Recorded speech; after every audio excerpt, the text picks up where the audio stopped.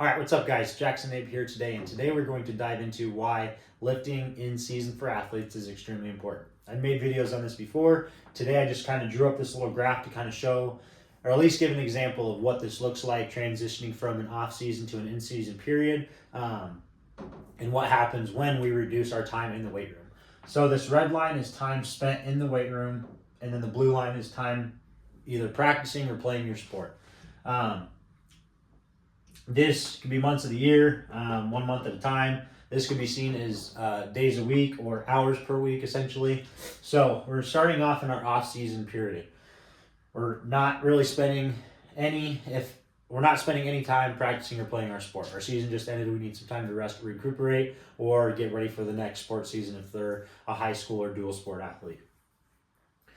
The amount of time you're going to spend in the weight room during this period is going to fluctuate. That's why there's kind of zigzag lines. I probably could have drew them a little bit more up and down, but the time is going to fluctuate because really they need to be recuperating during this time and getting their bodies ready for whatever is next. But they definitely should not be minimizing time spent in the weight room. If anything, it should be a reintroductory period of just maintaining where they're at before they can lead into more time in the weight room. And so as time is spent in the weight room over the next couple months, we may add a day or a couple hours in of practicing or playing our sport, but it's a lot going to look like practice.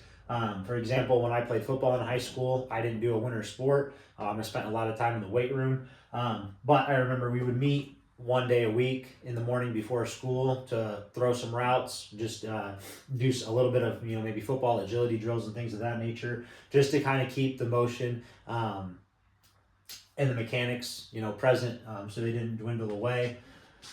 So once we kind of reach our peak of time we spend in the weight room during the off season, like we're not just going to keep spending more and more time in the weight room, right? There's obviously a cap to that. So obviously that's going to level off, may fluctuate a little bit over the months, just as, maybe I'm going to kind of speak here from a football perspective, but this can really be applied to any sport, right?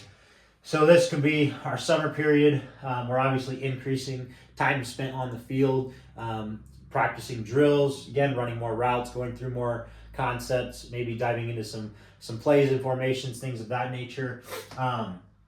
Increasing maybe a little bit more conditioning time on the field, maybe a little bit more weight room time. Again, so that's why that fluctuation is there, right? So now this line comes up, and that is going to be pretty much where our preseason starts, right? We're essentially every single day or almost every single day we are on the field or court practicing or playing our sport in some capacity. And so this is my gripe with how a lot of programs or coaches operate. As soon as they hit their peak of where they're pretty much going to max out how many days a week they're practicing or playing their sport, it might obviously increase once games obviously become present and things of that nature. But as you can see, as this red line, the red line starts to go down as we really are towards the back end of our preseason phase and getting into our in-season phase, right? In-season probably right around there. So then our time in the weight room is continuously dropping. We are spending less and less time in the weight room. And while I'm not going to say that we should be maintaining our highest peak levels in the weight room, this arrow should not ever come down this far. This arrow, if anything, should maybe come down a little bit, and it should be maintained through the season. As you can see, there is a gap here. That is where injuries occur. A lot of athletes tend to get injured a couple weeks or mid-season because they spent all this time building their body up, and they essentially let their bodies dwindle away and lose everything that they had built up over the summer because they are not spending adequate time in the weight room. If this line does not drop from here to here, if it is just maintained, that gap is a lot smaller, which is going to reduce our injury risk while we are in season and really trying to peak and excel towards the back end of the season where we get into playoffs, districts, state championships, or playoffs or nationals if we're college athletes as well. So while the intensity of the weight room is not going to be what it is here, we still want to maintain some form of intensity in the weight room where we are trying to maintain our strength. We're still trying to push a little bit of hypertrophy and a little bit of muscular endurance, things of that nature, right?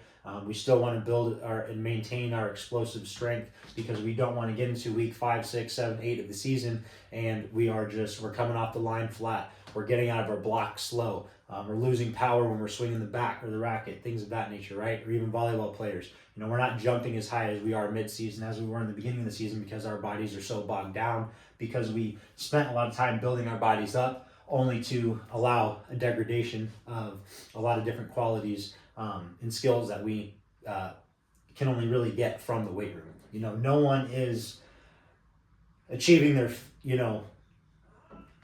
ideal physique or their ideal performance outcomes solely from playing their sport.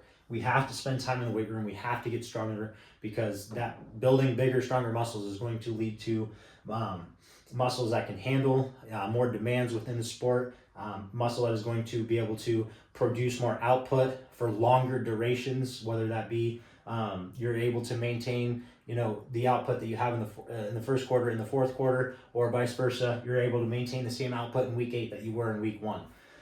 Weak muscles cannot do this. They cannot sustain the demands of sport. So we need to make sure that we are spending adequate time in the weight room even when in-season rolls around. Otherwise, we're going to fall into this big gap, and our athletes are going to experience a plethora of injuries.